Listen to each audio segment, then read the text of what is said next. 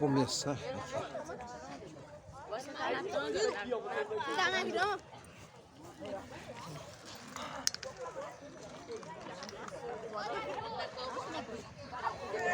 Pode começar. Vamos começar. Ei, ó, galera. Vamos lá, ó. Ei. Pessoal, vamos lá. Boa tarde, né? Boa noite. Estamos aqui agora, em frente à igreja, ao complexo da Igreja Reis Magos, né? Que é o nosso ponto central, de certa forma, de estudo do projeto Conhecendo a Serra no 7º ano. Para falar um pouquinho mais sobre a história, vamos convidar o professor, o historiador e trovador Clério Borges, né? Para falar um pouquinho da história para vocês, e ele conhece bastante, com detalhes, né? Então é importante vocês estarem prestando atenção para fazer os registros depois na produção de vocês, fora que o singular tem 5 questões sobre o tema, né? Vai ter o texto lá, vai ter o texto sobre isso, mas é importante também aprender aqui, né? Porque vai ajudar bastante. Entendidos? Então, professor Clério Borges, historiador, vamos, uma salva de palmas. Quando eu for lá falar, você bate aqui, ó. Aqui em cima, desse de cima. Aqui, ó. Desse de cima aqui que você bate. Aqui embaixo não mexe não, que tá gravando. Aí, pessoal, boa tarde pra vocês. Já me conhece? Ah, ele tá gravando. Esse livro aqui, ó, tem vários livros publicados. Um deles é esse livro aqui, que conta a história do índio fundador da Serra, Maracajaguaçu. Conta a história de Braz Lourenço, era um padre que vivia aqui na região, que visitava as aldeias indígenas e que ficava construindo os povoados, certo? Padre Braz Lourenço. Tem aqui também o Padre José de Anchieta e tem aqui a fundação da sede do município da Serra, que foi em 1556. Mas nós estamos aqui hoje para falar sobre a Igreja dos Reis Magos. Está aqui no meu livro aqui, ó. Esse livro aqui que foi lançado o ano passado, certo? Então, o que acontece? Eu sou o presidente dessa Academia de Letras, ó. A Academia de Letras é uma entidade, é um grupo de pessoas que se reúnem para ficar batendo papo sobre literatura, sobre poesia, sobre trovas, falando sobre as histórias e tudo mais. Então nós somos acadêmicos também da Academia Capixaba de Letras e Artes para Salvador. Isso aqui é a nossa revista, ó. O nosso símbolo é o beija-flor beijando a orquídea. Beija-flor é o pássaro símbolo do Estado do Espírito Santo. Tem uma lei, anotaram aí, gravaram?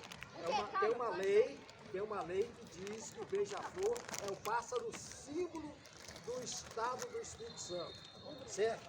A orquídea é uma planta característica aqui do Estado do Espírito Santo. Então, o beija-flor beijando a orquídea é a nossa, o nosso símbolo, né? O beija-flor beijando a orquídea, a nossa Academia dos Trovadores. Eu tenho aqui esse livro, vocês vão prestar atenção no que eu vou falar, certo? Porque eu vou fazer uma pergunta depois e o livro vai ser oferecido para aquele que responder. Quando vocês vão para a escola, vocês têm um uniforme, não tem o uniforme de vocês? Nós, que somos a Academia de Letras e Artes, nós temos também o nosso uniforme. O nosso uniforme é esse fardão acadêmico, entendeu? Aqui, ó, você tem aqui um fardão acadêmico. Tem academias que usam também só uma peça aqui no ombro, chamada pelerine. Mas esse aqui é a veste talar do nosso fardão acadêmico. É um fardão, tá vendo? A Academia Brasileira de Letras tem um fardão também todo preto, com um monte de dourados aqui, ó, nessa parte aqui, de um lado e de outro. A nossa academia é amarela, a corzinha é esse amarelo claro aqui, ó. Academia dos Trovadores. Nós fazemos e divulgamos a trova. Então é uma composição poética pequenininha, 4 versos, ó. 4 versos. Em poesia, cada linha se chama verso. Gravaram aí? Poesia, cada linha se chama verso. A trova tem 4 versos só. Então eu digo assim, ó. Serra, tão bela cidade, de um povo culto e gentil, terra da fraternidade, orgulho do meu Brasil.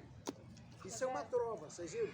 Rima, tem rima, terra, bela cidade, tão bela cidade, de um povo culto e gentil, terra da fraternidade. Fraternidade está rimando com cidade.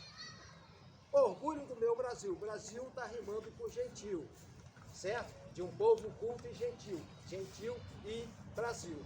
Entendeu? Isso é a rima, os sons iguais. Fazer poesia é tentar fazer os versos, né, as linhas rimando, com rima. Certo, pessoal? Então isso é a prova que nós divulgamos, a poesia em geral. Mas nós somos historiadores também. Aqui vocês veem nesse fartão as medalhas. Algumas medalhas que nós temos, né? São as medalhas acadêmicas. Essas medalhas a gente ganha. Algumas aqui até caíram já. Tem uma aqui que já caiu. As medalhas a gente ganha ao longo da vida da gente. Com os livros que a gente publica, com as homenagens que a gente recebe das autoridades, até das escolas também, certo? A professora Alessandra, o professor também, aí também já nos concederam em outra ocasião homenagens também, que a gente foi homenageados também, entendeu? Então, o que acontece? Cada um, eu estou dizendo isso, estou usando o fartão e dizendo sobre as medalhas, porque cada um de vocês aqui, ó, cada um de vocês que estão aqui, daqui a mais alguns anos, poderão ser também acadêmicos, escritores, poetas. Escrever não é difícil, não. Já dizia um grande poeta, ele dizia, para escrever, você tem que começar com uma letra maiúscula e terminar com um ponto final. No meio você coloca as suas ideias. Aí vai escrevendo. Ah, eu não sei escrever, eu sou ruim de escrever, não tenho ideia nenhuma. Coloque as palavras, coloque as palavras. Eu tenho certeza que se você colocar umas 10, umas 8, 9, 10 palavras, juntar, escrever alguma coisa que você pensa da vida, do amor, da maravilha que está aqui, ó, numa praça igual a essa, você colocando isso em palavras, eu tenho certeza que você vai expressar o seu sentimento. A poesia, ó, a poesia está à nossa volta aqui, ó. Tudo isso é poesia. Estão vendo ali, ó? O vento batendo ali na folha das árvores. Está vendo lá? Aquilo é poesia. O nascer de uma criança é poesia também. Tudo é poesia. Cabe às pessoas conseguirem palavras, entendeu? Você ter palavras para expressar essa poesia. Escrever. Escreva o que você sente em palavras, certo? Use as palavras que você tem do seu vocabulário. Se você tiver a oportunidade de ler livros, lê livros, pegue livros de escritores famosos, certo? Você vai pegar os livros, você vai conhecer palavras novas. Aí vocês anotem assim, ao ler um texto, escreva a palavra nova do lado, vê no dicionário qual é a tradução, o que significa, e depois então você começa então a escrever a sua poesia, entendeu? Você começa a escrever a sua poesia. Ah, você vai dizer, mas não vai estar bonito não. Não tem problema, mostre, pegue isso aí que você escreveu, mostre a um professor, a uma professora de português, de literatura, a um professor que vocês conhecem, que gosta de mexer com literatura. Mostra, professor, eu tenho certeza que todos os professores vão ajudar você a desenvolver essa capacidade de escrever. Então, escrever não é difícil, não. Basta começar com uma letra maiúscula e um ponto final depois. Aí você coloca as suas ideias, as ideias que você tem sobre os vários assuntos. E isso você vai expressar o seu sentimento, aquilo que você sente, certo? Então essa que é a forma de poesia. Eu, por exemplo, tenho uma trova na porta da minha casa, lá em Eurico-Salles. Em Eurico-Salles, bairro Eurico-Salles é um bairro ali em Carapina, né? Vocês conhecem bem, onde tem o supermercado São José atrás. Eurico-Salles. Lá na porta da minha casa eu tenho uma trova que diz o seguinte: nesta casa tão singela, onde mora um trovador, é a mulher que manda nela, porém nos dois manda o amor. Você viu? 4 versos, 4 linhas. Em poesia, cada linha se chama verso. 4 versos e expressei um sentimento. O sentimento que na casa singela, né? onde mora um trovador, é a mulher que manda nela. Porém, nos dois, quem manda? Quem manda é o amor, não é isso? É o amor. Muito bem. Nós vamos falar um pouco sobre a igreja dos Reis Magos. Nessa igreja aqui, primeiro, nós estamos no distrito chamado de Carapina. O nosso município aqui é muito grande. Tem mais de 530 quilômetros de extensão geral, certo? Então, o que acontece? Não vou pressionar. Obrigado. Esse município enorme, ele precisa ser dividido em vários setores para poder o mandatário, o prefeito, poder administrar. Não dá para o município grandão uma pessoa só administrar, ele tem que dividir. É dividido em distritos e os distritos são divididos em bairros, certo? Então esse aqui é o distrito de Nova Almeida, essa região aqui é o distrito de Nova Almeida, certo? E aqui, Nova Almeida está situado no extremo norte do município. Quando você pega o mapa do Espírito Santo, você vai verificar que Nova Almeida está na parte norte do município da Serra, certo? Isso aqui, ó, ela já foi município aqui. Aqui em Nova Almeida já foi um município aqui independente. Hoje é um distrito da Serra, mas já teve uma época que foi um município independente. Era um município aqui ligado a essa parte aqui, de Praia Grande aqui do lado, que pertence a Fundão. Hoje em dia pertence a Fundão, mas na época era um município só aqui, que era o município de Nova Almeida, entendeu? Agora, o que eu tenho para destacar aqui? Em 1557, certo? Os índios aqui viviam espalhados nessa região. Aí veio esse padre chamado Padre Braz Lourenço, anotaram, gravaram? Padre Braz Lourenço, que resolveu reunir esses índios todos, chamados índios tupiniquins. Vamos falar comigo? Índios tupiniquins. Vamos repetir? Índios tupiniquins. Vamos lá, todo mundo. Índio Tupini. Isso. Será o quê? Esses índios tupiniquins viviam no litoral aqui da Serra.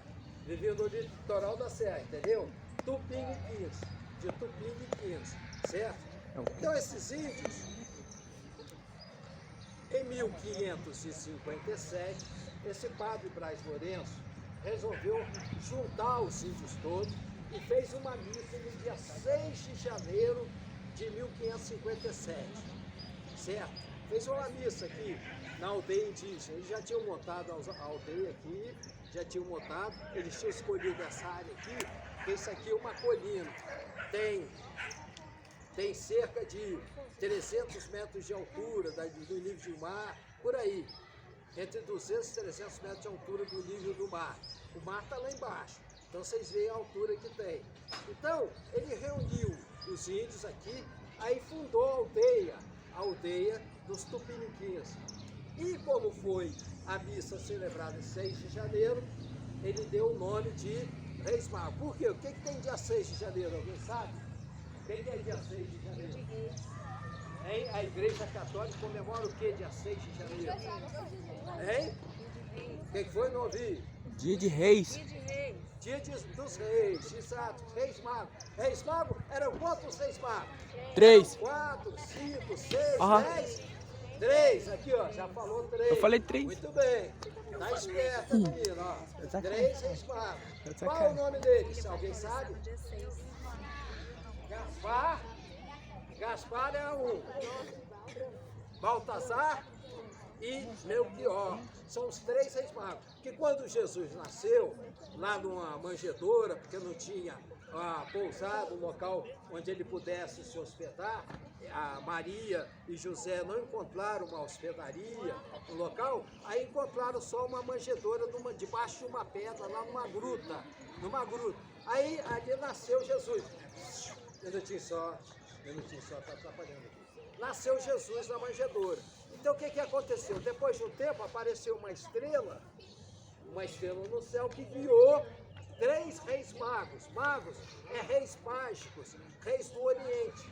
Então cada um deles tinha o seu reino. Eles se juntaram e vieram, ó, nós estamos sabendo que nasceu o Salvador. Mas vamos lá ver quem é esse Salvador, quem é esse rei que nasceu. Aí chegaram lá, Herodes não sabia de nada, falaram, não sei não, mas se vocês encontrarem, me avisa. Aí, então eles foram lá, certo? Aí encontraram Jesus na manjedoura. A estrela guia indicou o caminho onde estava Jesus, lá na manjedoura, lá na gruta, lá, certo? Gruta, né? A pedra.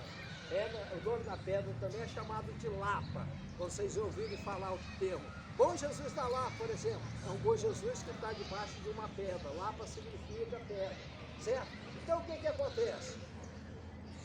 Os 6 magos chegaram lá, certo? E ofereceram ouro, incenso e mirra.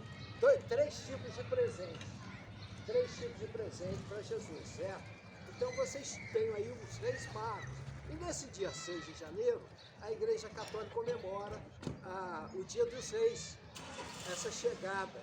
Então isso foi no dia dos Reis que foi feita a primeira missa aqui, e aí ficou sendo oficialmente fundado a região aqui chamada de Nova Almeida. Nova Almeida. Então aqui, ó, no meu livro está escrito, ó, 1557, início do processo de colonização da região pelo padre jesuíta Braz Lourenço, com a fundação da aldeia indígena, a 6 de janeiro de 1557, quando foi celebrada a primeira missa.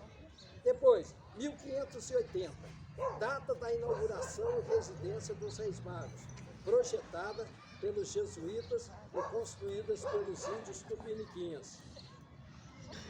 Certo? Então vocês veem, 1569, anotaram aí? 1569. 1557, fundação. 1569, eles construíram aquela parte ali, ó, a parte da entrada da igreja, certo? Ali, ó. Como aqui os jesuítas vinham naquela época os jesuítas não andavam de carro, nem de ônibus, porque não tinha carro nem ônibus. Muito menos estradas, tinha só umas trilhas no meio da mata, certo? A forma melhor de eles virem era através dos rios, certo? E eles vinham do rio, vinham de Vitória, pelo rio Santa Maria da Vitória, saltavam no Porto do Queimado, lá eles pegavam burros, carroças, e vinham de burros, de carroça, para cá, para essa região. Como eles vinham aqui, chegavam aqui, só tinha a igreja, aí eles pensaram assim, os jesuítas pensaram assim, não, nós precisamos de um local para o pessoal dormir. O pessoal precisa dormir, que a gente às vezes precisa ir lá para o norte do estado, precisa ir para a região de Linhares, a região de São Mateus, lá no norte do estado. Então a gente precisa ter um lugar para dormir. O que nós vamos fazer? Aí eles resolveram construir a residência. Aqui, ó, vejam bem, a igreja com a coluna ali, o sino, tá vendo? A igreja com a coluna e o sino. E aqui a parte de trás, aqui, a residência. Certo? Então, vocês observam que em 1580, então é inaugurada toda essa parte aqui, 1580. Então, é esse imóvel aqui, essa construção, a igreja, até 1569, a residência, 1580, essa área toda aqui é justamente inaugurada em 1580. A igreja e a residência dos Reis Magos, certo? Muito bem. Só para não alongar mais, para vocês terem uma ideia, esses jesuítas chegaram aqui no Brasil, começaram a ensinar e tal. Veio um jesuíta muito famoso, chamado José de Anchieta, fez até um dicionário. Ele pegava as palavras em tupi dos índios e traduzia para a língua, para o português. Então esse padre José de Anchieta depois virou santo agora pela Igreja Católica, não é isso? Aquele que fez o milagre lá na Igreja de São João Batista, lá em Carapina. Muito bem. Então o que acontece? Esses jesuítas, eles começaram a entrar no Brasil, começaram a catequizar e ensinar as coisas para todo mundo e tal. Aí o governo de Portugal ficou preocupado. Assim, peraí, esses caras estão querendo mandar na minha terra. Nós que descobrimos lá e esses jesuítas querem mandar. Aí teve um chefão lá no Reino de Portugal, chamado Marquês de Pombal, que falou assim, não, quer saber desse jesuíta não, manda todo mundo embora, todo mundo embora. Quem foi que mandou todo mundo embora do Brasil? Quem foi, como é o nome dele? Parece um pássaro, como é que é? Marquês de Pombal. Pombal, pombo, lembra do pombo? Marquês de Pombal. E Charles. Ele falou assim, não, quer saber desse não, vai todo mundo embora. Todo mundo embora. Sai daqui, não quero saber não. Vocês estão ensinando muita coisa aí que o povo não precisa saber não. Está atrapalhando a vida nossa dos portugueses aqui. Eu não quero saber disso não. Vamos embora. Aí o que acontece? Como os jesuítas foram expulsos, isso aqui ficou vazio. Certo? Esse aqui, como aqui tinha um povoado já aqui em volta, o povoado aqui, um monte de casinhas aqui, não era casinha bonita assim não, era casinha de sapé. Passa três, vários pedaços de pau assim, depois passa os pedaços de pau assim, amarra os pau, aí um vai com barro, ó, presta atenção, vai com barro de um lado, barro do outro, aí faz a casinha de barro, certo? É casinha de sapé, que usa o capim. O capim, em vez de telha, entende? Usa o capim. As telhas aqui da construção são telhas que foram feitas nas coxas aqui, ó, dos negros, certo? Eles pegavam o barro, botavam aqui assim, davam o formato e depois colocavam no sol para secar, certo? Então, o que acontece? Como tinha um povoado aqui e tudo, em alguns lugares, aqui tinha um povoado, mas os lugares, por exemplo, como lá em Carapina, São João, que é meio afastado do povoado, em alguns lugares, o povo ia lá, começava a quebrar a parede para ver se tinha ouro dentro, procurando ouro, porque achavam que os jesuítas, como eles tinham saído correndo do Brasil, porque o Portugal tinha mandado, ó, vamos embora, quero vocês aqui não, sai, pode ir embora, larga tudo aí. Aí eles largaram tudo, aí o povo ia nas paredes, quebrava para ver se tinha ouro, certo? E aqui, como tinha o povoado, aí o pessoal não deixou não, falou não, aí vai quebrar não. Aí veio aqui e formou aqui um centro administrativo da coroa, botaram até ali um símbolo ali, ó, da corte portuguesa lá, ó. Olha lá o símbolo lá na entrada. Aí botaram, aí formaram isso aqui, essa parte aqui, formaram uma prefeitura, uma câmara de vereadores. Ali, ó, onde tem aquelas grades, foi uma cadeia pública, colocava ali os negros, colocava aqueles cachaceiros que faziam bagunça e tudo mais. Aí era ali na cadeia. Pois não, pergunta.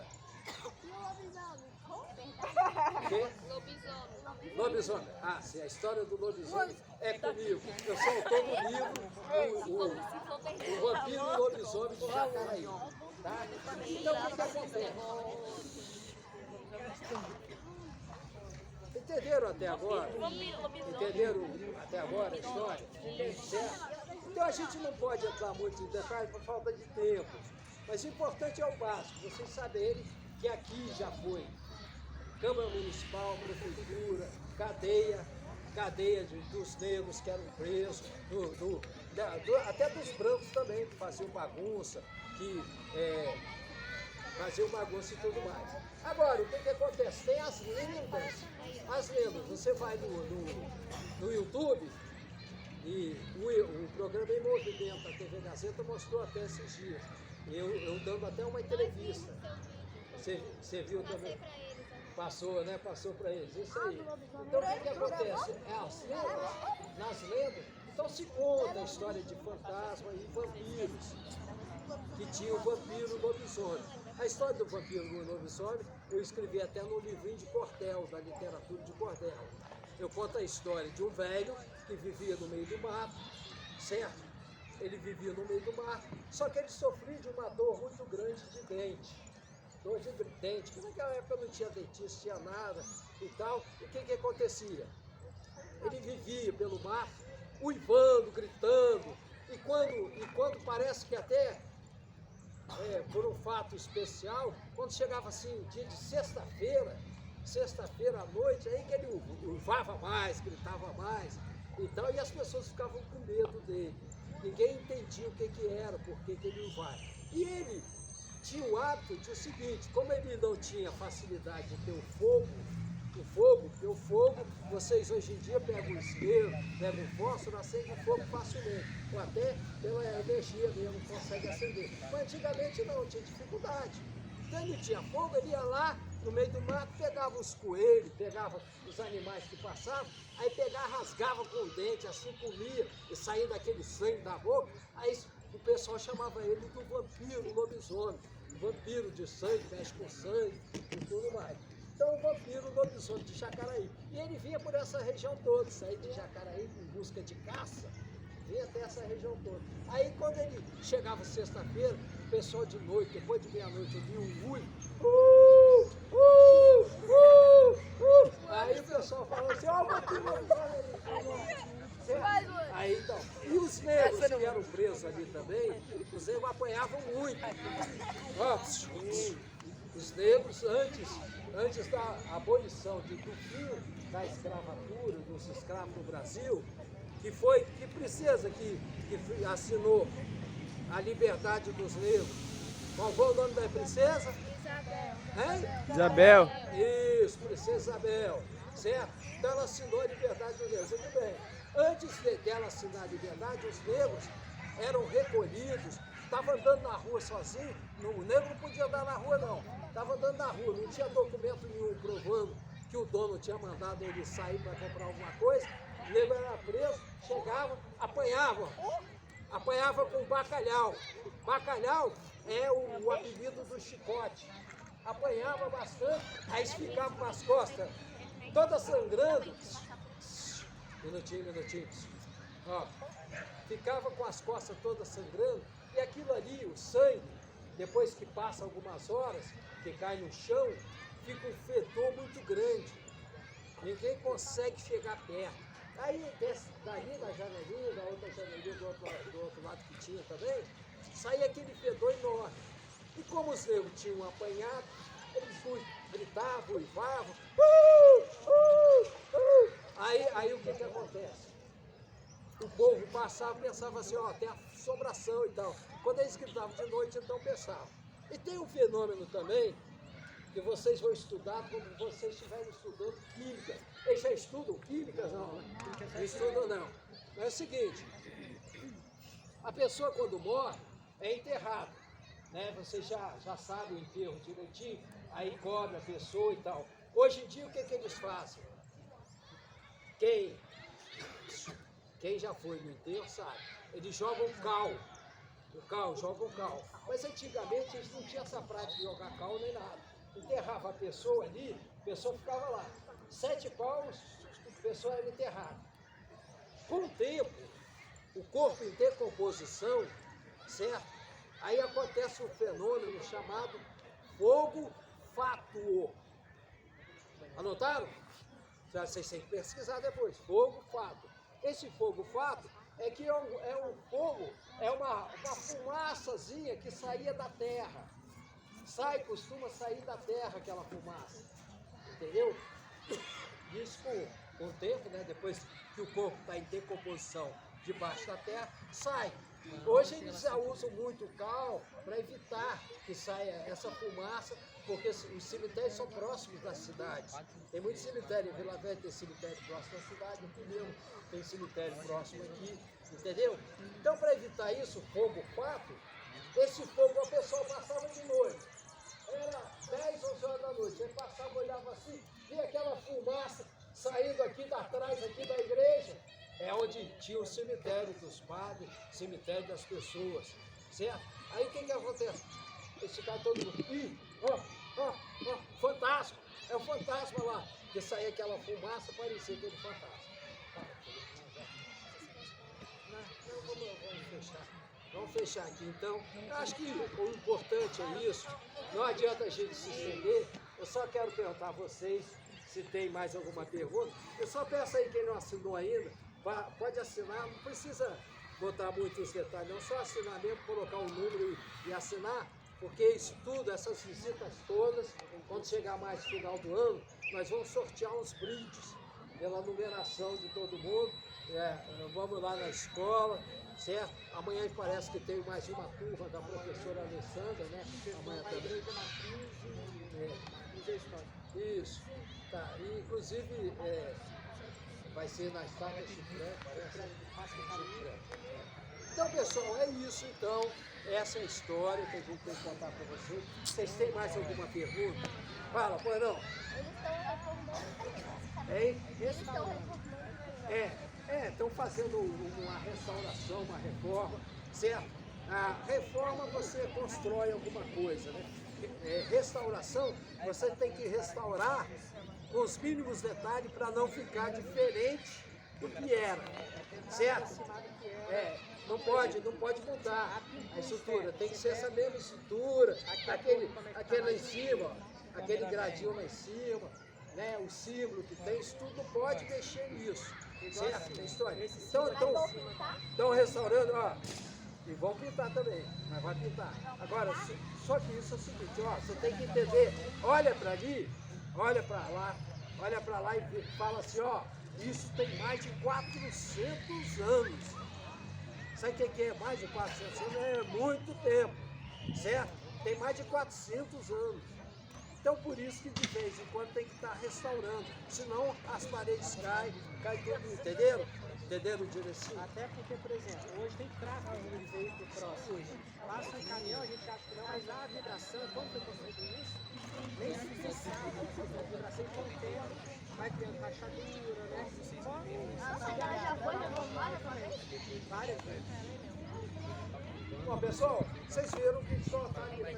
Professor, professor. Adequação do complexo de efeitos centro de interpretação da aldeia dos seus bairros. Então, a aldeia que estava aqui. Pessoal, eu acho que, né, para vocês terem conhecimento, eu acho que está bom, né? Está ótimo, né? Eu gostaria só de fazer uma pergunta. Posso fazer uma pergunta? Para mim pegar esse livro? Quem vai ganhar o livro, hein? Livro autografado, hein? Autografado aqui, ó. Autografado pelo autor. Aqui fabuloso. Vocês conhecem? Já ouviram falar em Jorge Amado? Jorge Amado é um dos maiores escritores brasileiros, Jorge Amado. Certo? Quando ele era vivo, eu fui lá em Salvador, aí a casa dele funcionava, ele tinha uma casa na praia lá, na Praia Vermelha ali. E aí em Salvador eu tive a oportunidade de ir lá pegar a assinatura dele, do livro que ele me deu de presente. Essa assinatura hoje, se eu for vender o livro, eu consigo um bom dinheiro. Por quê? Porque ele já faleceu e ele é um dos autores mais premiados do Brasil. Então, pra vocês terem uma ideia, às vezes a assinatura de um escritor ela é importante, porque você tem uma obra. Atenção! Este local está sob monitoramento em tempo real pela Guarda Municipal da Serra. É a Prefeitura da Serra investindo em tecnologia em favor da nossa segurança. Vamos ver se vocês conseguem responder. Vai ganhar o livro. Ganhar o livro, hein? Quero sorvete. Tem que ver a pergunta, uma pergunta bem fácil. Fazer uma pergunta preliminar para ver se vocês entendem mesmo das coisas. Prestar atenção. Né? Perguntar aquela tradicional. Essa escola já teve comigo antes, não? Não. Parte dessa turma No ano passado? foi ano passado lá em São João Batista e São José Queimar, mas só a parte da turma. Uma parte da turma. Então não pode fazer a pergunta, porque eu ia perguntar o que a raposa tinha falado para o menino sobre a questão da amizade. Mas essa você já sabe. Você lembra? Não. Não lembra não? Nem sei. E sabe de que eu estou falando? Também não sabe. Não sabe. Estou falando do livro chamado Pequeno Príncipe. Quando você lê um livro, numa obra, quando os animais falam, nós temos um gênero literário chamado fábula aí, a fábula.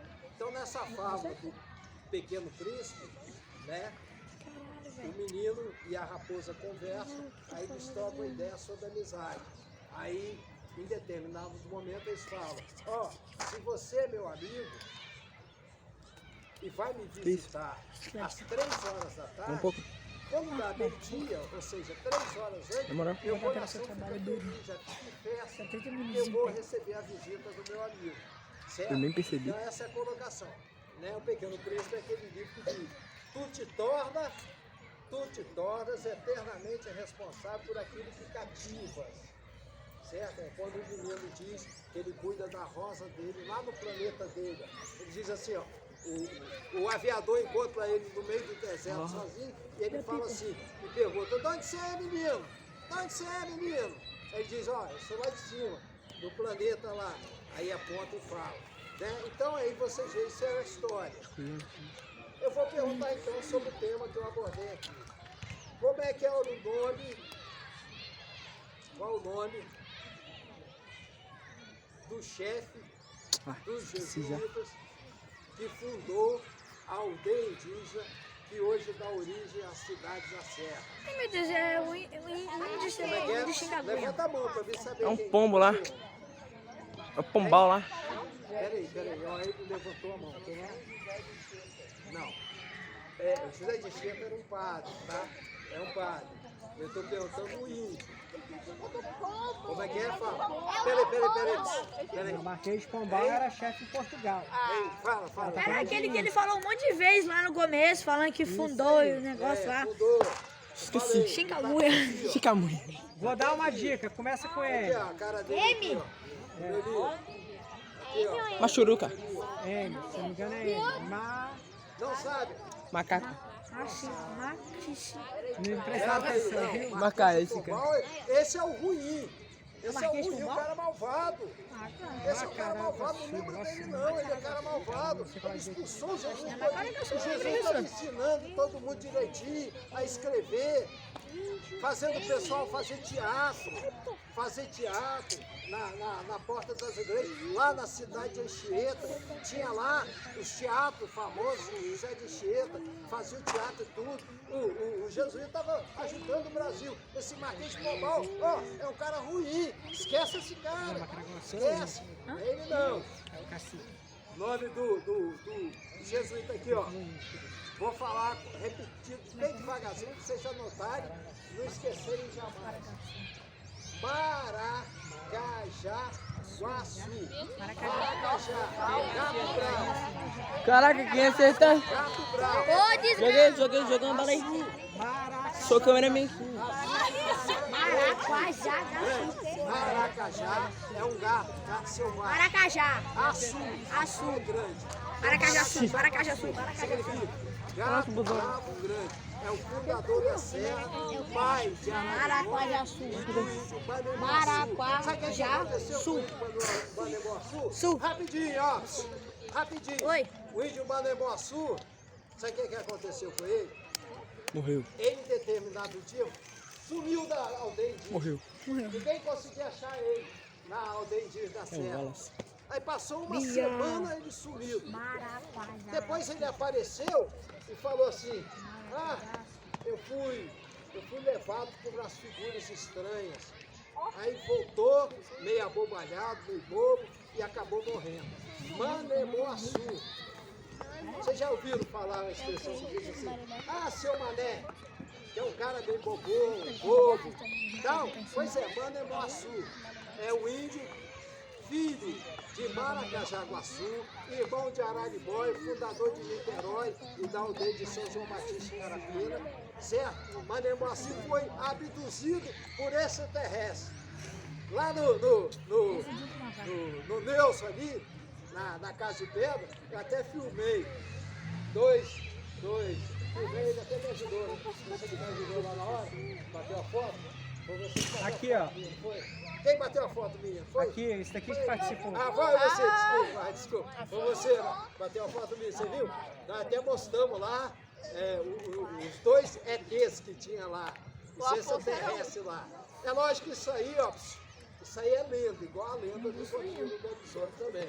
Lenda, mas se olhar no dicionário, lenda está escrito assim: fato sobrenatural, que ninguém explica. Certo? Ninguém explica direito o que aconteceu. Tem alguns dicionários que põem assim: lenda, mentira. Diz que lenda significa mentira. Mas é isso, pessoal. Então vou ter que dar o livro para quem me responder então outra pergunta. Certo? Outra pergunta. O Quem construiu Os essa índios. Ó. igreja aqui? Foi quem? Os negros. Quem? Hein? Qual, Os negros. qual tribo? Quem aqui? Os padres. Que padre? Que tipo de padre que é ela? 3? Ó, o Papa lá em Roma agora é da mesma ordem dos jesuítas, certo? A Igreja Católica tem um tipo de padre. Caraca, eu esqueci, velho. Por exemplo, é do O Pombal expulsou os caras daqui. Ele falou que é pra esquecer desse nome. Meti o pé. jesuíta. Quem respondeu primeiro? Respondeu primeiro. Então, jesuítas... Ah, já falaram. Tô aqui viajando. Obrigado a vocês também. Vamos juntar todo mundo aqui em frente à igreja para tirar uma foto, para depois a gente ir para trás do mirante. Rapidinho ali, vão. Todo mundo rapidinho para foto aqui em frente à igreja, vão. Tá ligado?